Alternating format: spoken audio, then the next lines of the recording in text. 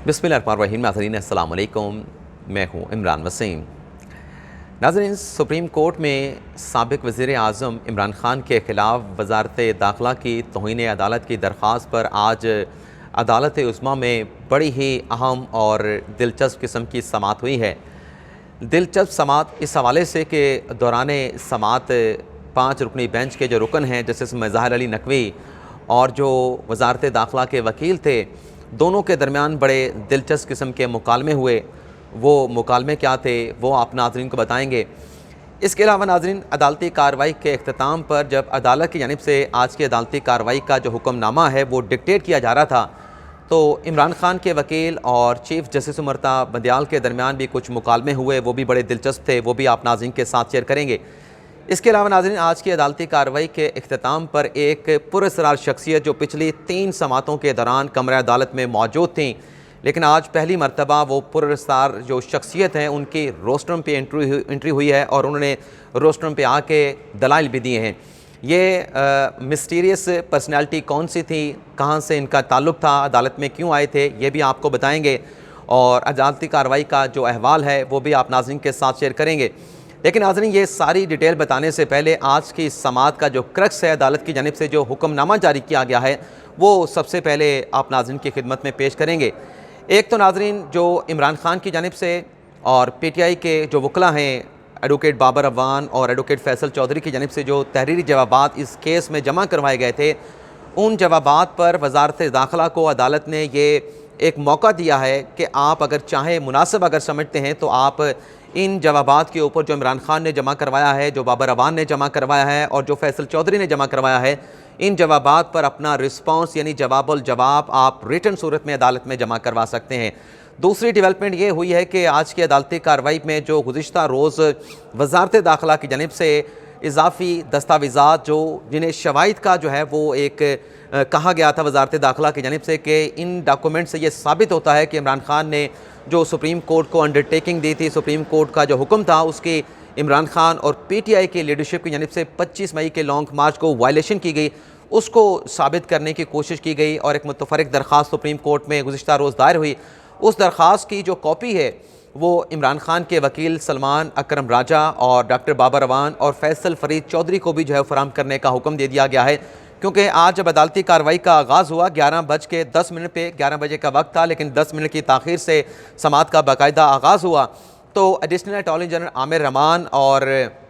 उनके साथ सलमान अकरम बट जो कि साबिक़ अटॉर्नी जनरल हैं, वो भी रोस्ट्रम पे आ गए। तो ये जो सलमान अकरम बट साहब हैं, ये पिछले 3 समातों पर कमरा अदालत में मौजूद थे और ये बड़े मारूफ वकील हैं, बड़े मसरूफ़ वकील हैं और साबिक़ अटॉर्नी जनरल भी हैं, जैसे अभी कुछ देर पहले हमने आप नाज़रीन को बताया। लेकिन ये कमरा अदालत में मौजूद तो होते थे, इनकी टीम भी मौजूद होती थी, लेकिन ये रोस्ट्रम पे नहीं आते थे और पता नहीं चल रहा था कि ये किसको अदालत में रिप्रेजेंट कर रहे हैं। तो आज जब अदालती कार्रवाई का आगाज़ हुआ तो additional attorney general Aamir Rahman के साथ सलमान अकरम जो बट हैं वो भी रोस्ट्रम पे आए, सलमान असलम बट जो है वो भी रोस्ट्रम पे आए। तो सलमान असलम बट ने रोस्ट्रम पे आके कहा कि इमरान ख़ान ने जो जवाब जमा करवाया है उसकी नकूल हमें मिल चुकी हैं, लेकिन वज़ारत दाखिला ने भी इजाफ़ी दस्तावेज़ात एक USB के साथ जो है वो सुप्रीम कोर्ट ऑफ पाकिस्तान में जमा करवाई हैं। सलमान असलम बट ने कहा कि मुतफ़र्रिक़ दरख्वास्त की जो कॉपी है, यानी जो वज़ारत दाखिला ने जवाब जमा करवाया है, इजाफ़ी दस्तावेज़ात ये साबित करने के लिए कि इमरान ख़ान ने सुप्रीम कोर्ट को दी गई जो अंडरटेकिंग है, सुप्रीम कोर्ट के अहकामात की खिलाफ वर्जी की है, उस मुतफ़र्रिक़ जवाब की जो कॉपी है वो इमरान ख़ान के वकील को भी फराहम की गई। लेकिन इमरान ख़ान के वकील सलमान अकरम राजा ने इसे कन्फ्रंट किया। उन्होंने कहा कि मुझे जिस USB का जिक्र किया जा रहा है वो USB के जो कॉपी है वो हमें फराहम नहीं की गई। सलमान अकरम बट ने कहा कि USB से ये साबित होता है कि लॉन्ग मार्च के दौरान जो इमरान ख़ान ने कहा कि मोबाइल फ़ोन नहीं चल रहे थे, जैमर्स लगे हुए थे, तो एक तो उस USB से और जो इजाफ़ी दस्तावेज़ात जमा कराई गई हैं जिसमें इमरान ख़ान साहब के ट्वीट हैं, PTI की लीडरशिप के ट्वीट्स हैं और कुछ TV चैनल के स्क्रीनशॉट मौजूद हैं, उससे ये साबित होता है कि मोबाइल फ़ोन सर्विस जो है वो बंद नहीं थी। और दूसरा उन्होंने कहा कि इजाफ़ी दस्तावेज़ात से ये बात भी साबित होती है कि इंटेंट लॉन्ग मार्च का PTI की लीडरशिप का ये था कि उन्होंने हर हाल में D चौक रेड जोन में दाखिल होना है और फिर इसके बाद जो जस्टिस मज़हार अली नकवी साहब थे उन्होंने रिमार्क दिया कि अगर यूएसपी को दूसरी साइड तरदीद कर दे तो फिर क्या होगा, क्या आपने जो एविडेंस एक्ट है यानी शवाहिद से मुतल्लिक जो कानून है उसको पढ़ा है। तो सलमान असलम भट्ट ने कहा कि बेशक ये दूसरी साइड की तरदीद कर दें, लेकिन जो हकाइक हैं वो तो उसे कोई कन्फ्रंट नहीं कर सकता। ट्वीट इनके पीटीआई के अपने अकाउंट से की गई है, पीटीआई के लीडरशिप से की गई है, उनको ये किस तरीके से कन्फ्रंट जो है वो कर सकते हैं। जस्टिस इजाज़ुल एहसन ने कहा कि मुतफरिक दरख्वास्त की जो कॉपी है वो आप दूसरी साइड को भी फराहम कर दें ताकि वो भी इस पर रिस्पॉन्स दे दें। और फिर चीफ जस्टिस ने कहा कि मुकदमे के कुछ हकाइक हैं जैमर से मुतल्लिक सलमान असलम भट्ट साहब आपने कुछ वजाहत कर दी है और आप कह रहे हैं कि जब पीटीआई का लॉन्ग मार्च KPK से इस्लामाबाद की जानिब आ रहा था तो मोबाइल फ़ोन सर्विस बंद नहीं थी, किसी किस्म के जैमर्स नहीं लगाए गए थे। चीफ जस्टिस ने कहा कि इमरान खान और दीगर के जवाबात भी आ चुके हैं। अदालत तौहीन अदालत का जो अख्तियार है उसे बड़े एहतियात के साथ जो है इस्तेमाल करती है, लेकिन जो अदालती हुक्म की अदूली हुई है उस पर भी अदालत बड़ी मोहतात है। अदालत ने एक एक पहलू का जायज़ा लेना है। सलमान असलम भट्ट ने कहा कि अदालती कार्रवाई के दौरान इमरान खान ने मुज़ाकरात के लिए एक कमेटी भी तश्कील दी थी और उन कमेटी के जो नाम है वो जब 25 मई को सुप्रीम कोर्ट में समाअत चल रही थी उस कमेटी के नाम अदालत के सामने दिए गए थे। अगर इमरान खान से रब्ता नहीं हो रहा था तो इमरान खान ने वो कमेटी कैसे तश्कील दी, उस कमेटी के नाम अदालत को कैसे प्रोवाइड किए गए। और फिर जस्टिस इजाज़ुल एहसन ने कहा कि कमेटी जब सुप्रीम कोर्ट में समाअत चल रही थी तो कमेटी जो बनाई गई थी वो सिर्फ मोडेलिटीज़ तय करने के लिए कि जो लॉन्ग मार्च आएगा उसकी मोडेलिटीज़ क्या होंगी, किस तरीके से क्या चीज़ें किन चीज़ों को फॉलो किया जाएगा। सलमान असलम भट्ट ने कहा कि पीटीआई की लीडरशिप का मौक़िफ़ है कि मोबाइल फ़ोन सर्विस बंद थी। इसका हल ये है कि जैसे ये साबित हो सकता है कि मोबाइल फ़ोन सर्विस बंद थी नहीं थी तो आप पीटीआई की जो लीडरशिप है इमरान खान का जो मोबाइल फ़ोन का रिकॉर्ड है यानी जिसे CDR कहा जाता है उस CDR को अदालत के सामने मंगवा लें। जिस पर चीफ जस्टिस ने कहा कि इमरान खान ने अपने जवाब में कहा है कि वकला के साथ उनका बराह रास्त रब्ता जो है वो जैमस की वजह से नहीं हो सका था। इमरान खान ने कहा है कि अदालत ने ज़बानी हुक्म दिया था, जिस पर चीफ जस्टिस ने यह भी कहा कि इमरान खान ने अपना बयान जो है वो अदालती अपने बयान में जो उन्होंने अदालती ऑर्डर के बाद मीडिया के साथ एक स्टेटमेंट दिया था उसमें उन्होंने अदालती ऑर्डर का भी जिक्र किया है। सलमान असलम भट्ट ने कहा कि अदालती ऑर्डर कुछ देर के बाद सोशल मीडिया पे वायरल हो गया था। जस्टिस मज़हार अली नकवी ने कहा कि CDR से ये कैसे साबित होगा कि जो मोबाइल है वो इमरान खान के पास था। मोबाइल किसी ऑफिस में भी पड़ा हो सकता है, किसी दूसरी जगह पर भी पड़ा हो सकता है, वहाँ पे वो मोबाइल फ़ोन ऑपरेट भी हो, तो ये कैसे साबित होगा कि मोबाइल फ़ोन इमरान खान के पास था या जो मुतल्लिका फ़रीक हैं उनके पास मोबाइल फ़ोन उस वक्त मौजूद था। तो सलमान असलम भट्ट ने कहा कि हमारे पास जो स्लाइड्स हैं जो USB हमने जमा कराई उसमें इमरान खान की तस्वीर है जब वो लॉन्ग मार्च लेके KPK से इस्लामाबाद की जानिब आ रहे थे, उन्होंने अपना मोबाइल फ़ोन पकड़ा हुआ है, मोबाइल फ़ोन उनके हाथ में है, तो ये तस्वीर भी हमारे पास मौजूद है। दूसरा, सलमान असलम भट्ट ने कहा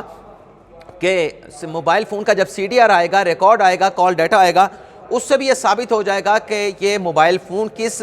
जगह से किस मोबाइल फ़ोन से ऑपरेट हो रहा था, वहाँ पे सिग्नल बनते नहीं थे। ये सारी चीज़ें जो है वो CDR से सामने आ सकती हैं। अदालत मुनाज़त समझे तो ये रिकॉर्ड ये CDR का जो है मंगवा लिया जाए। चीफ जस्टिस ने कहा कि मेरे ख्याल से सलमान असलम भट्ट साहब आपने मुकदमे की बड़ी अच्छी तैयारी की है। और फिर अदालत की जानिब से आज के अदालती कार्रवाई का जो ऑर्डर है वो डिक्टेट किया गया और ऑर्डर में अदालत ने यह लिखा है कि वजारत दाखिला ने मुतफरिक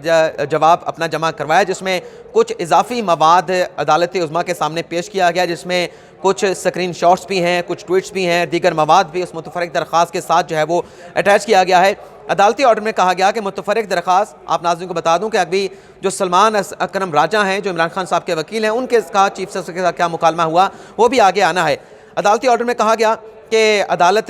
के वजारत दाखिला का जो मुतफरिक जवाब है उसकी नकल जो है इमरान खान को, बाबर अवान को और फैसल चौधरी को फराहम की जाए ताकि वो इस मुतफरिक दरख्वास्त की और अपना जो जवाब है वो अदालत को दे सकें, अपना रिस्पॉन्स दे सकें। और फिर सलमान अकरम राजा ने कहा कि हमें USB भी फराहम की जाए ताकि उसको सुन के दे के हम अपना जवाब तैयार करके अदालत को दे सकें अगर ऐसा कोई जवाब जमा करवाने की ज़रूरत पेश आई। और फिर अदालत ने यह भी कह दिया कि USB की कापी भी इमरान खान और दीगर फ़रीक़ैन को जो है वो फराहम की जाए। इसी तरीके से अदालत ने अपने ऑर्डर में यह भी कहा कि जो इमरान खान ने जवाब जमा कराया है, डॉक्टर बाबर अवान ने और फैसल चौधरी ने जवाब जमा कराया है, अगर वजारत दाखिला ये समझती है कि इसके ऊपर उनका रिस्पॉन्स आना चाहिए तो वजारत दाखिला जवाबुल जवाब में अपना रिस्पॉन्स, अपना तहरीरी जवाब जो है वो अदालत में जमा करवा सकती है। अब वो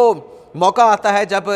additional attorney general Aamir Rahman की जानिब से चीफ जस्टिस को मुखातब करते हुए ये कहा गया कि PTI जो है वो लॉन्ग मार्च लेके इस्लामाबाद की जानिब आ रही है, उनको पुरअमन रहने की हदायत कर दें कि वो कानून को और आइन को और जो पैरामीटर्स हैं, जो कोड ऑफ कंडक्ट है, उनको फॉलो करें। चीफ जस्टिस ने आमिर रहमान से कहा कि क्या आपने हमारा पिछला ऑर्डर पढ़ा है? पिछले ऑर्डर में एक जज साहब ने हमसे इख्तलाफ किया था कि तौहीन अदालत की कार्रवाई में एक गैर मुतल्लका मामले के ऊपर ऑर्डर पास किया गया, तो हम इस केस के अंदर, तौहीन अदालत के केस के अंदर ऐसा कोई ऑर्डर जो है पास नहीं कर सकते। अलबत्ता चीफ जस्टिस साहब ने कहा कि हम ऐसा कर सकते हैं कि इमरान खान साहब के वकील को कह देते हैं कि वो अपने क्लाइंट से कह दें कि लॉन्ग मार्च के दौरान आइन और कानून और जो रेगुलेशंस हैं एहतजाज की, उनको हर सूरत में फॉलो किया जाए।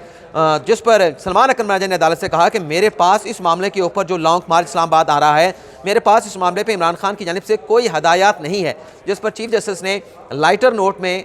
ये कहा सलमान अकरम राजा से कि क्या आप ये एक्सपेक्ट करते हैं कि आपके जो क्लाइंट हैं वो कानून को फॉलो नहीं करेंगे, कानून की खिलाफ वर्जी करेंगे? तो सलमान अकरम राजा ने कहा कि नहीं, मैं ऐसा एक्सपेक्ट नहीं करता। इमरान खान कानून, आइन और जो रेगुलेशंस हैं एहतजाज करने की, उनको मुकम्मल तौर पर जो है वो फॉलो करेंगे। तो आज की अदालती कार्रवाई का एक क्रक्स ये भी है कि इमरान खान साहब जो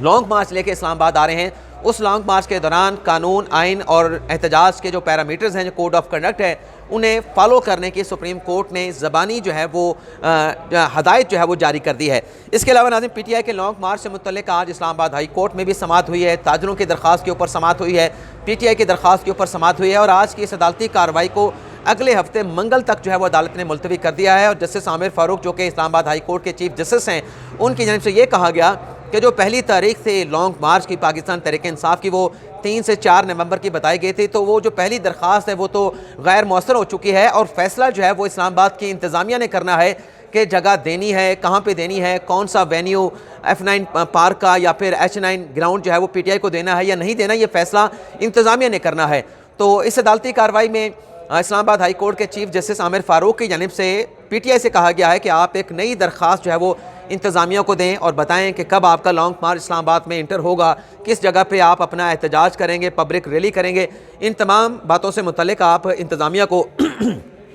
बाकायदा तौर पे दरख्वास्त दें, और जो भी फ़ैसला होता है, अगर आपके हक़ में आता है, आपको एक वेन्यू एलोकेट कर दिया जाता है, डिटरमिन कर दिया जाता है, तो वेल एंड गुड, आपकी जो प्ली है वो हल हो जाएगी, आपका मसला हल हो जाएगा। लेकिन अगर इंतज़ामिया की जानिब से आपकी दरख्वास्त को रद्द कर दिया जाता है, आपको ग्राउंड नहीं दिया जाता कि आप किसी जगह पे प्रोटेस्ट नहीं कर सकेंगे, तो फिर आपके पास रेमेडी इस्लामाबाद हाई कोर्ट की मौजूद है। आप दोबारा 7